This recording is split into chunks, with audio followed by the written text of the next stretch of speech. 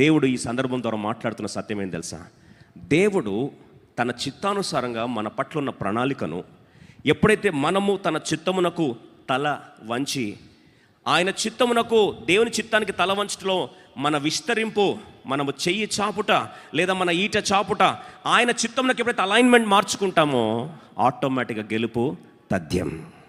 ఈరోజు మనలో చాలామంది ఇంకా ఎందుకు మేనిఫెస్టేషన్ చూడట్లేదు, ఇంకా ఎందుకు బ్రేక్ త్రూ చూడట్లేదు, ఇంకెందుకు నెరవేర్పు చూడట్లేదు, ఇంకెందుకు దేవుని కార్యము జరగట్లేదంటే ఈరోజు ఒకే ఒక సత్యం ఏంటంటే, you have not stretched out your total alignment to the perfect will of God. దేవుని చిత్తానికి ఎప్పుడైతే మనం అనుసంధానం కామో, దేవుని చిత్తానికి ఎప్పుడైతే మనము పోస్చర్ మార్చుకోమో, unless you align with the posture of God's will, you cannot see the power of God. దేవుని శక్తిని చూడాలి అంటే దేవుని చిత్తంలోకి ఏం కావాలి? తల వంచగలగాలి. That's why God did not tell Joshua to advance. God didn't tell Joshua to attack. God told Joshua to stretch and align himself with the will of God. ఎంతవరకు ఎత్తాలి అంతవరకు ఎత్తాడు. ఏ దిశలో ఎత్తాలి ఆ దిశలో ఎత్తాడు. అక్కడ చూడండి, ఆ ఫోకస్ ఎత్తుతున్నప్పుడు చాలాసార్లు మన జీవితంలో దేవుని చిత్తం వైపు ఫోకస్ అనేది చాలా త్వరగా మర్చిపోతాం. Because we live in a world of distractions.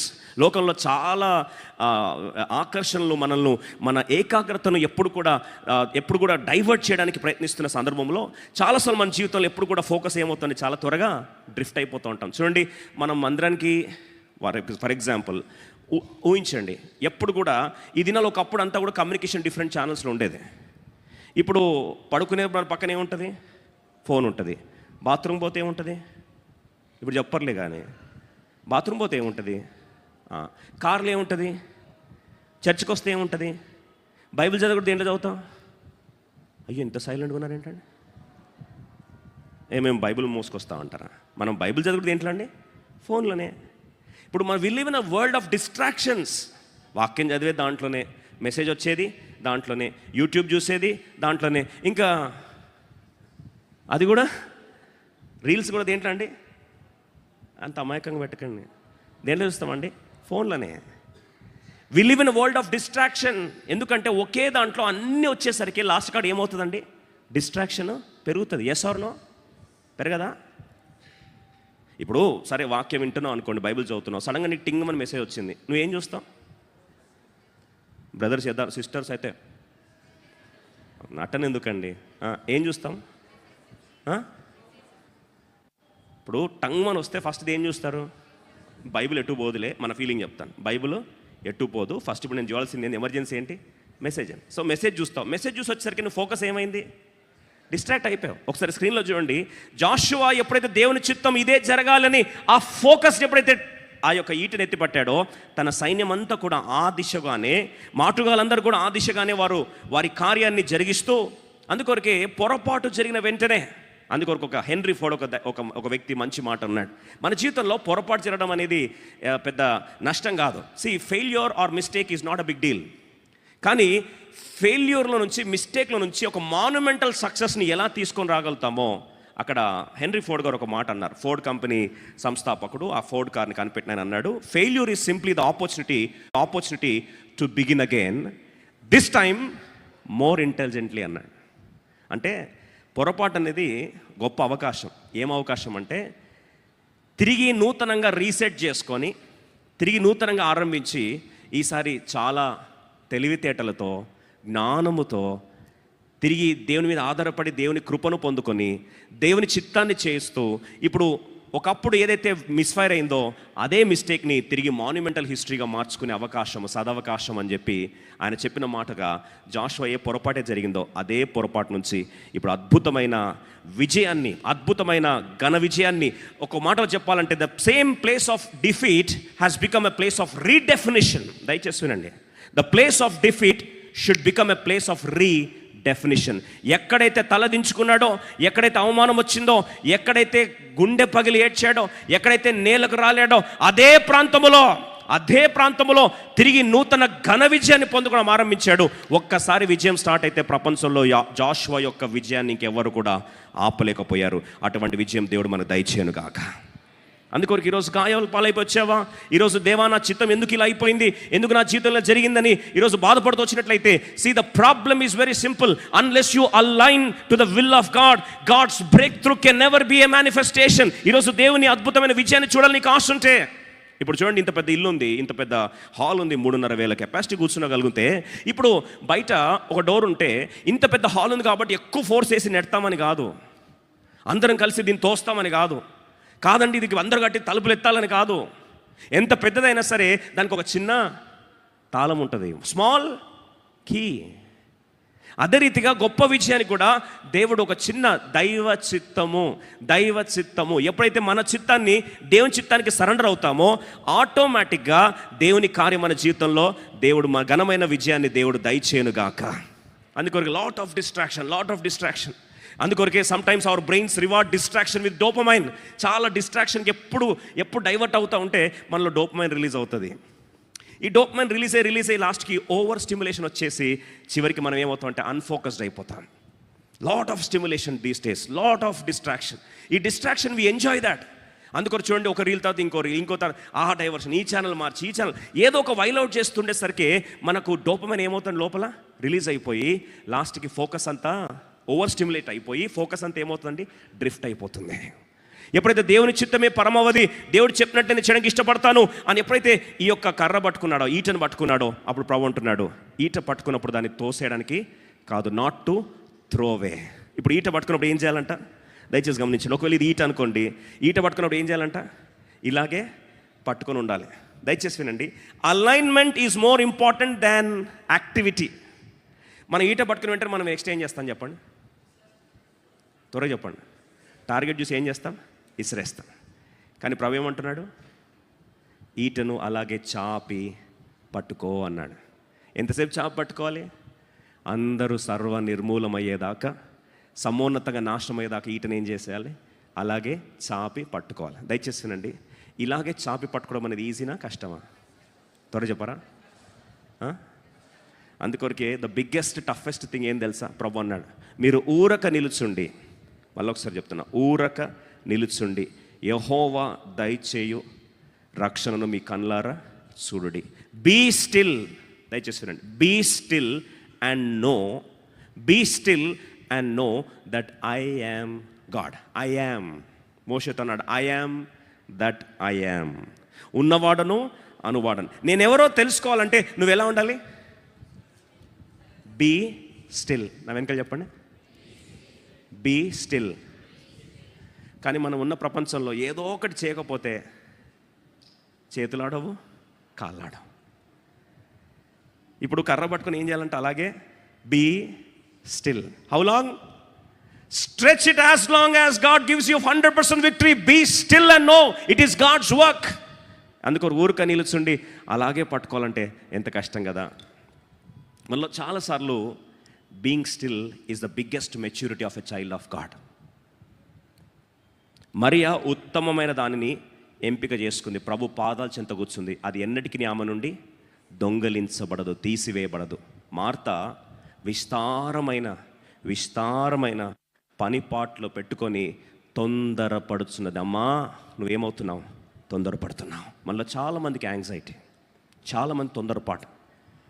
దేవుడు మనకు ఆత్మీయంగా నేర్పించే పాఠం ఏం తెలుసా, బీ స్టిల్ అని. మందిరంలో కూడా మనకి ఏదో ఒక యాక్టివిటీ ఉండాలి. యాక్టివిటీ లేకపోతే చర్చ్ కూడా బోర్ కొట్టేస్తుంది మనకు. ఎస్ ఆర్ నో అండి? అందుకొరకే బైబిల్లో 65వ కీర్తనలు ఏముంది తెలుసా, సియోనులో మౌనముగా ఉండుట యెహోవాకు స్తుతి చేయుటనే. అదేంటండి మౌనంగా ఉంటామా, మనకు చాలా కష్టం. ఓ 2 నిమిషాలు మౌనంగా దేవుని ఆరాధిస్తామంటే మా అమ్మకి ఎంత కష్టంగా ఉందండి, 2 minutes వాచ్ ఇటు తిప్పి మామూలు జిమ్మికులు చేయము. ఎందుకంటే being still is a very difficult task. అదే కింద పడి దొర్లమంటే, గరగరగర అరువమంటే, అవన్నీ మనకి ఎంటర్టైన్మెంట్ లాగా అనిపిస్తాయి. డ్యాన్సులు చేయమంటే ఎంత భలే ఉంటుందో, చాలా బాగుంటుంది.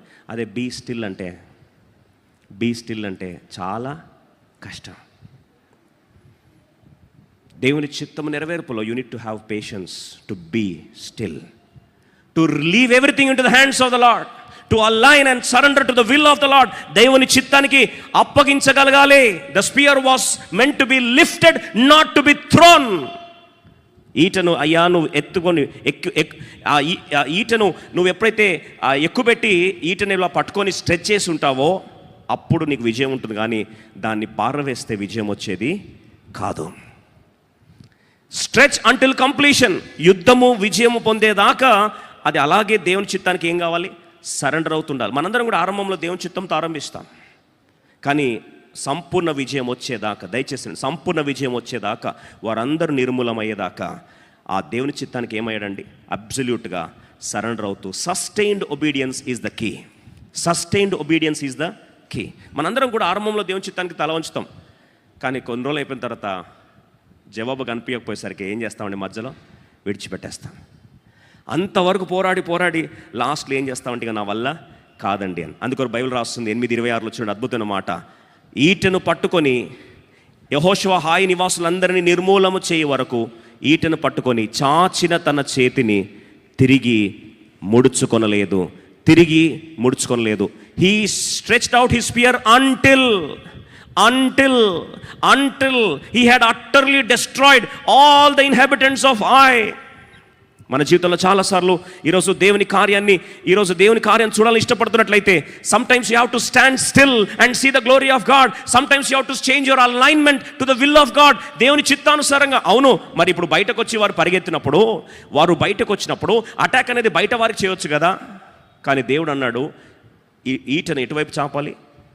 హాయి వైపు చాపాలంటే బయటకు వచ్చారు. మొత్తం పట్టణస్తులందరూ బయటకు వచ్చారు, కానీ వీరు మాత్రం దేవుడు డైరెక్షన్ ఎటు చెప్తున్నానండి?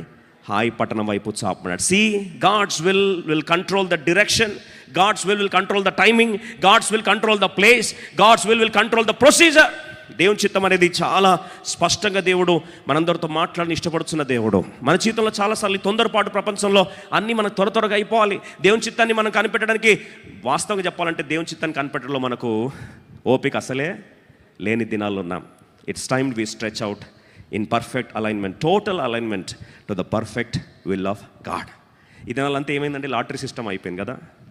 లాటరీ సిస్టమ్ అంటే ఏంటంటే, ఇది పట్టుకొని దేవుడు ఏం మాట్లాడుతున్నాడు ఇట్లా పెట్టి సడన్గా ఓపెన్ చేసి నా ఏలు ఎక్కడ పోతే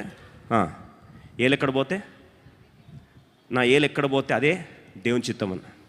అయ్యోయ్యో, దేవుడు డైలీ నువ్వు ఆయన దేవుని స్వరం వినడానికి కొరకు అనుదిన మౌన ధ్యాన సమయాన్ని దేవునికి ఇచ్చి ప్రతిరోజు నీతో మాట్లాడాలని ఇష్టపడితే, ఉదయముననే బైబిల్ ఏం సెలవిస్తుంది?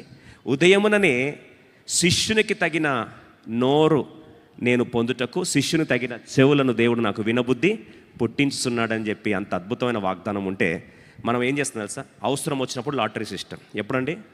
అవసరం వస్తుంది. ఇలాగే వెనుకడికి ఒక ఆయన అన్నాడంట, ఇలా కాదు, నేను దేవుడు నాతో ఏం మాట్లాడుతున్నాడో నేను బాగా దేవుని దగ్గర కనుక్కొని బాగా గోలగోల చేసి అంత నేను అలా ఇలా అరిచి దేవుని ఎలాగైనా సరే దేవుని చిత్తంలోకి లాగి దేవునితో పర్సనల్గా నేను మాట్లాడుకొని నా దేవుడు నాతో ఏం మాట్లాడో మీకు చెప్తానని చెప్పి వెనుకడికి ఒక ఆయన ఇలా అన్నాడంట. అయితే వెంటనే ఇలా బైబిల్ తిప్పి లాస్ట్కి ఏళ్ళు తీసుకెళ్ళి అలా డైరెక్ట్ పెట్టాడంట. ఏళ్ళు తీసుకెళ్ళి డైరెక్ట్ అలా పెడితే మత్తయి సువార్త 27వ అధ్యాయము, మాథ్యూ చాప్టర్ 27:5, మత్తయి సువార్త 27:5లోకి నేరుగా చేయబోయి కరెక్ట్ అక్కడికి కూర్చుందంట. అబ్బా, భలే వచనం వచ్చిందని చెప్పి అతడు ఆ వెండి నాణములను దేవాలయంలో పారవేసి పోయి ఉరి పెట్టుకొని చచ్చనని వచ్చిందంట. ఏమొచ్చిందండి?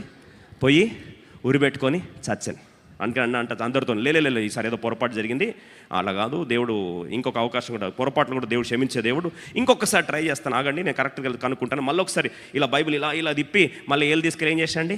డైరెక్ట్గా అలా పెట్టాడంట. లూకా సువార్త 10వ అధ్యాయము 37వ వచనం, డైరెక్ట్ ఏలు పోయి డైరెక్ట్ అక్కడ రాకిందంట. లూకా 10:37. ఇప్పుడు అన్నంట, ఖచ్చితంగా చెప్తాను, మర్మం చెప్తాను. అందుకు యేసు, నువ్వు వెళ్ళి అలాగూ చేయమని అతనితో చెప్పారు. నువ్వు కూడా పోయి అలాగే చేయాలి. ఈసారి ఇట్లా కాదు, తండ్రి కుమార పరిశుద్ధాత్మ పితృపుత్రాత్మ అని చెప్పి ఇక మూడోసారి ట్రై చేస్తానని చెప్పి, ఈసారి మాత్రం పక్క కరెక్ట్ ఉంటుందని చెప్పి డైరెక్ట్ ఏళ్ళు తీసుకెళ్ళడం పెట్టాడంట. పెడితే ఏమొచ్చింది తెలుసా అండి? యోహాను సువార్త 13వ అధ్యాయము 27వ వచనం, జాన్స్ గాస్పెల్ చాప్టర్ 13:27. డైరెక్ట్గా వెళ్ళి చూస్తే ఈ ఏలు పోయి కరెక్ట్గా అలా యోహాను సువార్త 12:27లో చూస్తే అక్కడ నేరుగా దేవుడు రాయబడిన మాట ప్రకారం వెళ్ళి అక్కడ పెట్టేసరికి జాన్ 13:27, యోహాను సువార్త 13:27, యోహాను సువార్త 13:27, 27 యోహాను సువార్త 13:27 డైరెక్ట్ వెళ్ళి ఏలు అక్కడ పెట్టాడండి. పెట్టేసరికి అక్కడ రాస్తుంది చూడండి, అందరం చదువుదాం. వాడు ఆ ముక్క పుచ్చుకొనగానే సాతాను వానిలో ప్రవేశించను. యేసు, నీవు చేయునది త్వరగా చేయుమని వానితో చెప్ప. నువ్వు చేసేదేదో త్వరగా చేయ. ఏంటి తేలిన ఫలితార్థం? నువ్వు పోయి సావురానైనా అని వచ్చిందంట.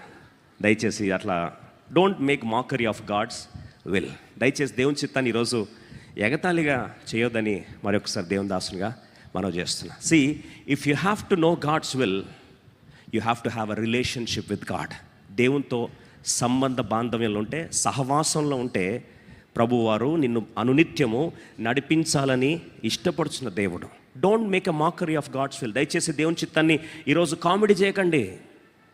ఈరోజు దేవుని చిత్తం విషయంలో పొరపాటు చేస్తే, ఇప్పుడు గుడ్డోడు 10 మంది గుడ్డోళ్ళని నేను నీకు నడిపిస్తా అని చెప్పి గుడ్డోడు నడిపిస్తే అందరు ఎక్కడ పోయి పడతారండి? ఎక్కడ పడతారు? గుంతలను పడతారు కదా. ఈ దినాల్లో ఫ్యాషన్ అయిపోయింది. విషాదకరమైన సంఘటన ఏంటంటే, అట్లా గుడ్డోన్లాగా నడిపించలే. ప్రభా పొరపాటు జరిగింది, స్వబుద్ధిని ఆధారం చేసుకొని నష్టపోయాం ప్రభా. విరిగి నలిగిన మనసుతో ఏం చేస్తున్నాడు ప్రభు? పాల్దల్చెంత దేవుని చిత్తమును 100% తెలుసుకొని చేయడానికి ఇష్టపడి అలైన్మెంట్ మార్చుకున్నాడు. ఆయన చిత్తము చేయడానికి ఇష్టపడ్డాడు. అద్భుతమైన సత్యం ఏంటంటే, ఒక్కసారి గెలుపు స్టార్ట్ అయితే ఇక జాషువా జీవితంలో హాయి పట్టణం ఓటమి తప్ప ప్రపంచంలో ఎప్పుడు కూడా జాషువా జీవితంలో ఓటమి అనేది లేదు. అట్టి విజయం దేవుడు మనందరికి దయచేయను గాక.